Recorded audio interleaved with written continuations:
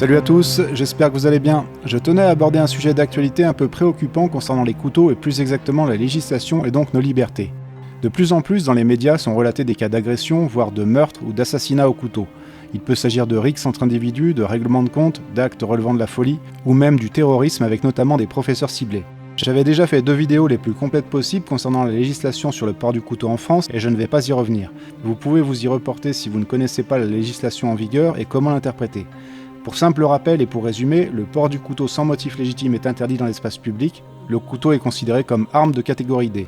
La difficulté avec cette loi consiste à définir ce que l'on peut considérer comme étant un motif légitime. Ce que l'on peut estimer, c'est qu'il y a plus de motifs pour se servir d'un couteau pour des tâches à la campagne qu'en ville, mais j'y reviendrai. Le 12 avril dernier, la DACG, Direction des Affaires Criminelles et des Grâces, a lancé une phase d'expérimentation dans 12 juridictions, notamment à Bobigny, Bordeaux, Lille et Lyon, puis dès le 2 mai 2024, ce sera étendu à Paris. Un premier bilan sera établi le 17 juin. Il s'agit de l'application de la loi LOPMI du 24 janvier 2023 qui accroît l'amende forfaitaire délictuelle, AFD, à de nouveaux délits, dont le port sans motif légitime d'armes de catégorie D. Cette expérimentation consiste à sanctionner d'une amende forfaitaire de 500 € le port d'une arme de catégorie D, donc d'un couteau, plus globalement les armes blanches, les matraques, bombes lacrymogènes puissantes, armes à impulsion électrique, mais aussi arbalètes, coups de poing américains et lance-pierres. En cas d'amende, ces armes seront saisies et détruites.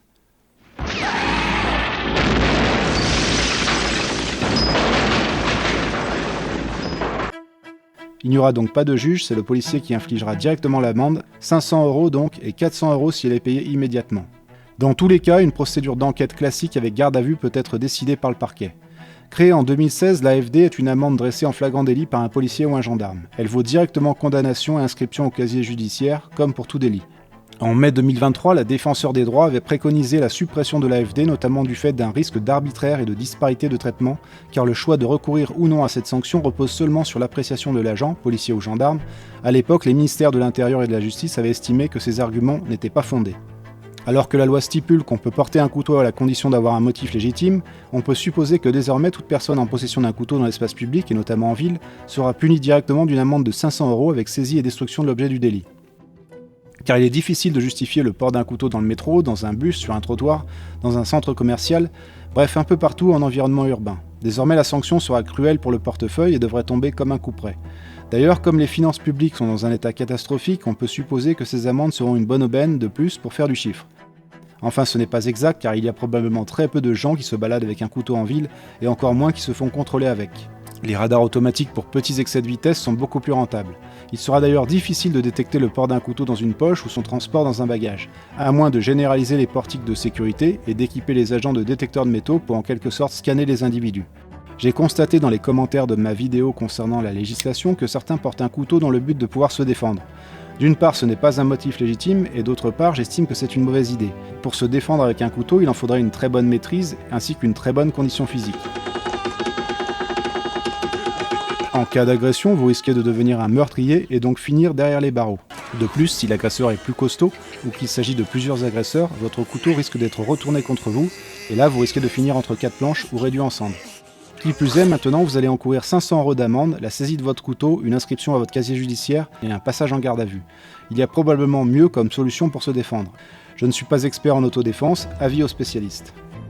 Il est évidemment inquiétant que les crimes au couteau se multiplient si c'est réellement le cas. Je ne dispose pas de chiffres et de sources officielles pour en attester, mais ça semble être une triste réalité.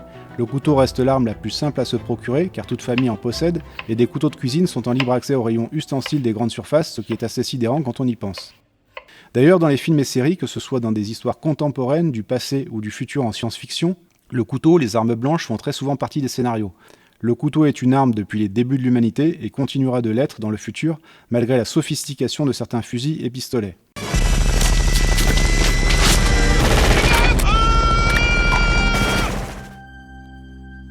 Si vous et moi considérons le couteau comme un outil utile, c'est hélas aussi un objet très efficace en tant qu'arme. De là viennent les problèmes.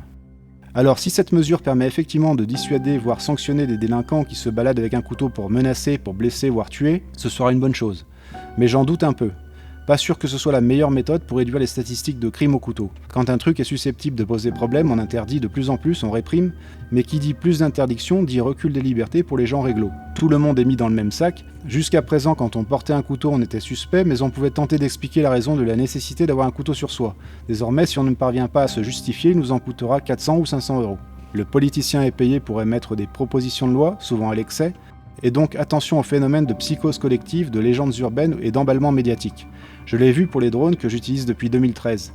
Des règles ont été fixées et pour certaines inadéquates par rapport aux nécessités d'usage, et donc peu à même d'être respectées par les utilisateurs, même en faisant preuve de bonne volonté. Mais ces règles permettent de contraindre et ainsi de facilement sanctionner de manière arbitraire. Les règles permettent d'instituer une autorité, peu importe qu'elle soit vraiment pertinente, juste et efficace. Il y a eu énormément de drones commercialisés en 10 ans et extrêmement peu d'incidents recensés. Est-ce que c'est grâce aux restrictions ? Je pense plutôt que c'est lié au fait que ces petits drones ne présentent pas de danger particulier, bien moins que le législateur l'envisageait, et que la grande majorité des utilisateurs en font un usage responsable. Il y a eu cependant l'affaire des survols des centrales nucléaires partout en France selon des témoignages en 2015. Mais à ma connaissance, il n'y a pas eu vraiment de preuve de ces événements ni d'arrestation. Et on en a subitement plus entendu parler. Étrange.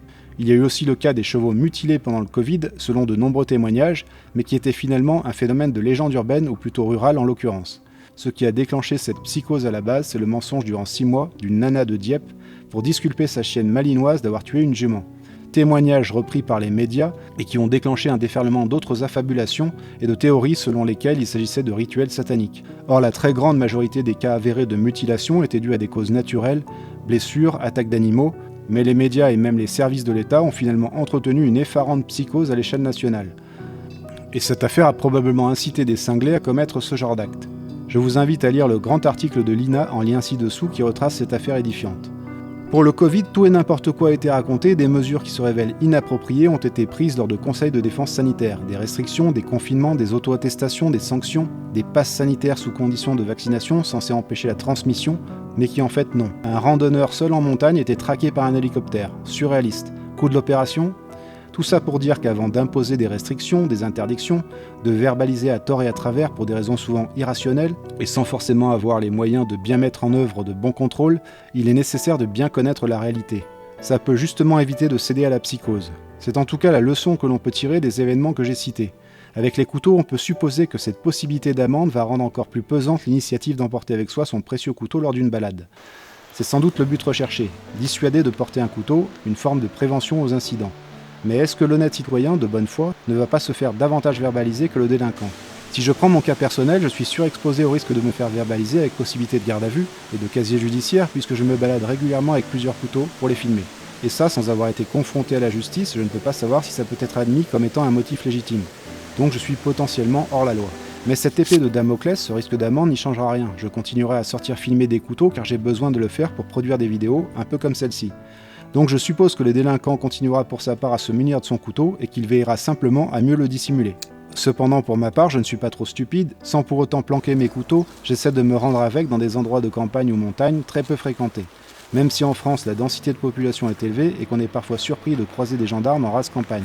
Je ne souhaite pas être considéré comme un délinquant et j'ai envie de me balader librement et sereinement avec mes couteaux, et je suppose qu'il en est de même pour vous, qui n'avez jamais planté une lame dans un être humain et qui n'avez pas l'intention de le faire. Peut-être, au plus, avez-vous songé à coller votre poing dans la gueule d'un salopard, ou senti monter l'envie d'un coup de boule, ce qui est plutôt sain.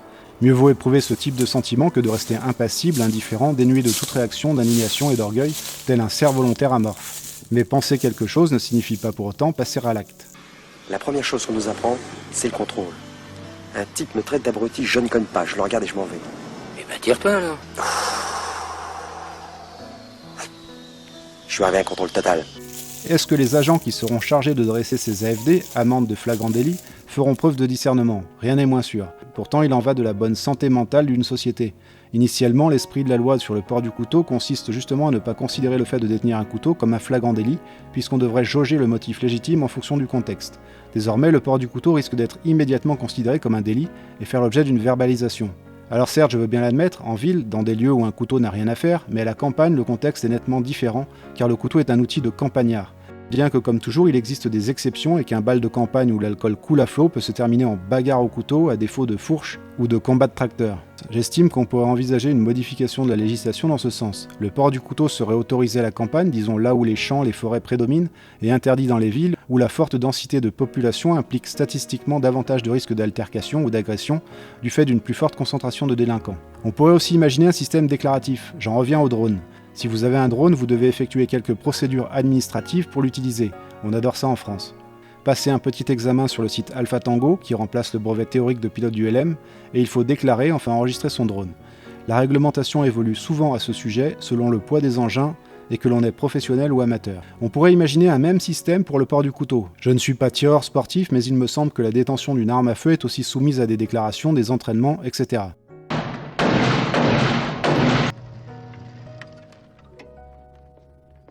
On peut donc imaginer que si vous avez besoin de transporter ou porter un couteau, vous pourriez vous inscrire sur un site du gouvernement, précisant votre identité, coordonnées et expliquer vos raisons ou besoins de porter un couteau dans certains lieux. Ainsi, en cas de contrôle, la justification serait possible. On consulterait le registre et on pourrait considérer que vous êtes réglo. On peut imaginer des déclarations aussi pour les randonneurs, adeptes de bivouac, les chasseurs, les pêcheurs, ou les personnes qui exercent une activité qui nécessite le port d'un couteau. Au moins ce serait transparent et une manière d'assumer, dans l'espace public, le port du couteau, considéré comme une arme par la loi, mais utilisé comme outil par une écrasante majorité de ceux qui en possèdent. On le fait pour les drones qui ne sont pas des armes et qui n'ont à ce jour causé la mort de personne, alors finalement pourquoi pas pour le couteau si ça peut permettre d'éviter d'emblée de le considérer comme une menace et l'interdire à quiconque. En fait, il est probablement plus dangereux pour une société de sanctionner un citoyen sans réelle preuve de culpabilité que de lui accorder le bénéfice du doute.